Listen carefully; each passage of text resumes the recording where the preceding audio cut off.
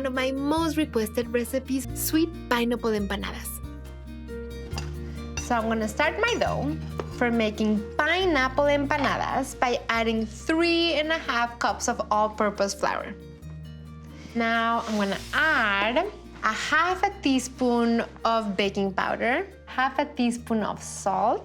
I'm gonna add 1 tablespoon of grated piloncillo. You grab your knife and then you just chisel it. And it's actually really satisfying. We only need a tablespoon, but now I'm having fun here. Then I'm gonna mix this a little.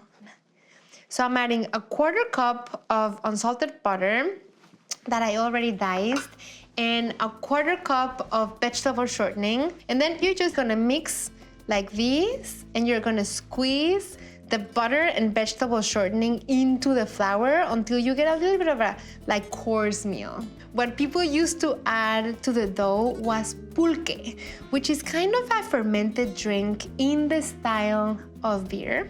I like to add some light beer, and I'm adding it little by little as I mix it, and it's gonna help it rise and leaven. So it will give it a very light texture as it fluffs and puffs a little. And I just wanna make sure that you know that this dough does not have to be perfect. See how it's a little lumpy?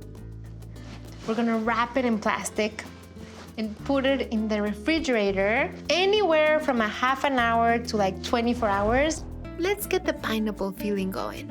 Just gonna remove the top, the bottom, all of the outside.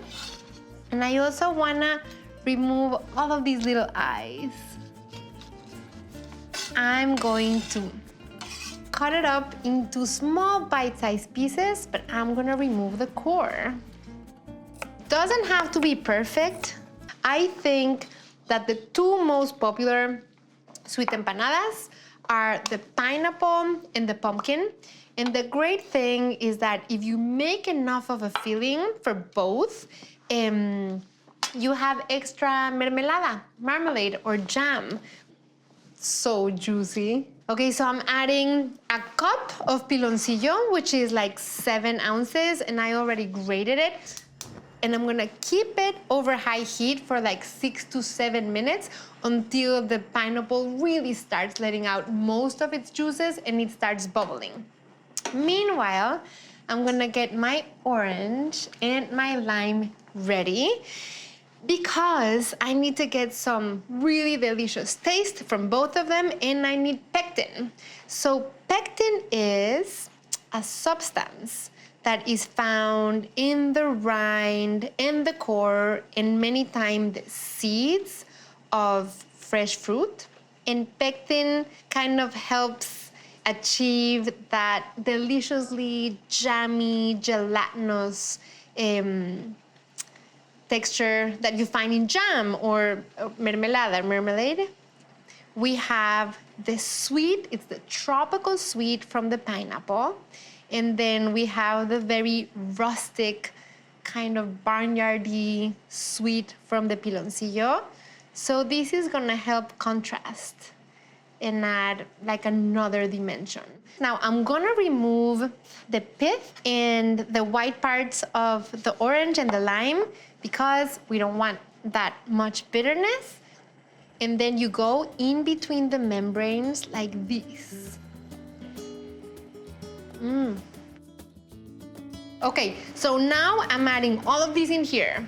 Then what's gonna happen is I'm wrapping my rind packet just like this. Then this is gonna be very easy to fish out. So now you see why it was really good to wait until all the juices started to come out, because these need somewhere to sit. So now we're gonna reduce to medium-low, and it's gonna cook here anywhere from 45 minutes to an hour. And while this is happening, I'm gonna get my dough ready into empanada portions.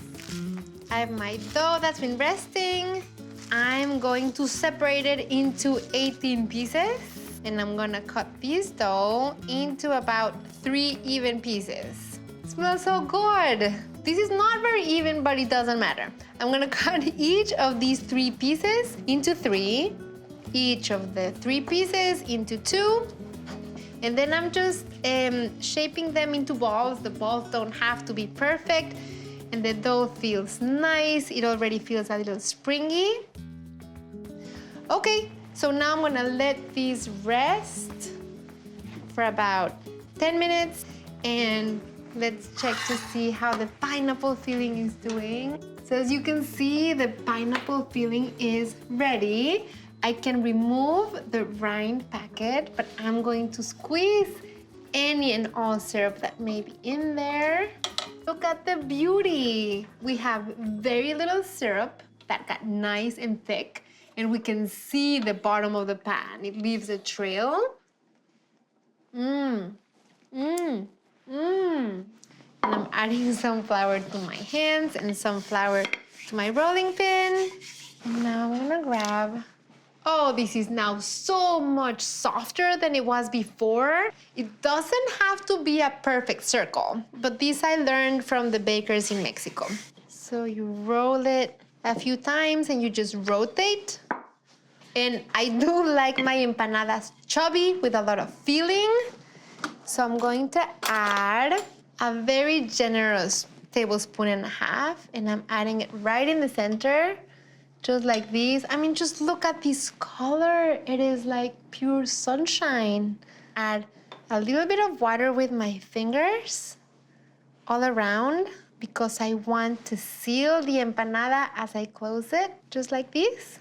Then I want to press really well. You don't want the filling to come out. Once you have the empanada like this is the folding method. Go like that with the index, press with your thumb.